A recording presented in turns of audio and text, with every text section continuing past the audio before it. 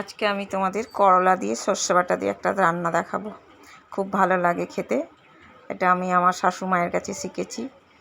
খুব ভালো লাগে, তোমরাও বানিয়ে দেখবে, খেতে খুব ভালো লাগে। চলো দেখি বানাই। করলা আমার এখানে 250 গ্রাম করলা আছে। কেটে নেব আলু দিয়ে কুচি কুচি করে। এই যে আলু দিয়ে কেটে নিয়েছি, ধুয়ে পরিষ্কার করে নিয়েছি। কড়াইয়ে একটু সামান্য জল দিয়ে করলাগুলো দিয়ে দেবো। এমনভাবে সেদ্ধ করব জলটাও টেনে যাবে করলার মধ্যেই। দেখো সেদ্ধ করে নামিয়েছি। নামিয়ে লাগবে আমার, বেশি কিছু লাগবে না, শুধু লাগবে হলুদ আর সর্ষে বাটা এখানে, আর এখানে 5 ফোড়ন। কড়াই গরম করতে দিয়েছি। গরম হয়ে তেলটাকে ভালো করে গায়ে লাগিয়ে নেব। আর একটু ভালো করে গরম করতে হবে কড়াইটা। 5 ফোড়নটা দিয়ে দিলাম। 5 ফোড়নটা ভাজা ভাজা হয়ে গেলে করলাগুলো দিয়ে দেব। করলাগুলোকে এবারে ভালো করে ভাজবো 5 ফোড়নের সঙ্গে। বেশ নেড়ে চেড়ে একটু ভাজা হয়ে যাওয়ার পরে সর্ষে বাটা আর হলুদটা দিয়ে দিলাম, নুন দিয়ে দিলাম। দিয়ে এবারে নেড়ে চেড়ে ভালো করে নেড়ে চেড়ে, দেখো ভালো করে নেড়ে চেড়ে কষাতে হবে একটু, সামান্য, বেশি কষাতে হবে না।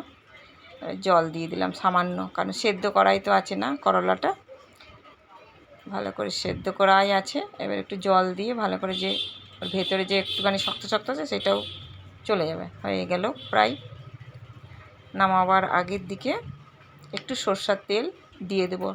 সর্ষে বাটার তরকারিতে একটু নামাবার আগে সরষের তেল দিলে ভালো লাগে খেতে।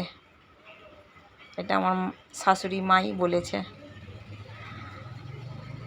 এই যে হয়ে গেল আমার করলার চচ্চড়ি সর্ষে বাটা দিয়ে। আর একটা রেসিপি পালং শাক। কড়াই বসিয়ে আমি ওইদিকে চলে গেছিলাম, তা একটু পুড়ে গেছে। বড়িটাকে ভেজে নিলাম ভালো করে, লাল লাল করে ভেজে নেব।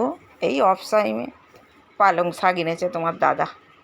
কালো জিরা আর কাঁচা লঙ্কা তেলে দিলাম।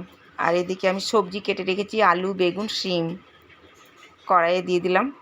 ভালো করে সবজিটা নাড়াচাড়া হয়ে একটু ভাজা ভাজা হয়ে যাবে, তারপরে আমি পালং শাকগুলোকে দেব। নুন হলুদটা দিয়ে দিলাম, নিয়ে একটু ভালো করে ভাজা ভাজা করে নেব। পালং শাকগুলো দিয়ে দিলাম। ভালো করে পালং শাকগুলো দিয়ে নাড়াচাড়া করে ঢেকে ঢেকে রান্না করতে হবে। পালং শাকগুলো বেশ কচি কচি এনেছিল, ভালোই লাগছিল খেতে।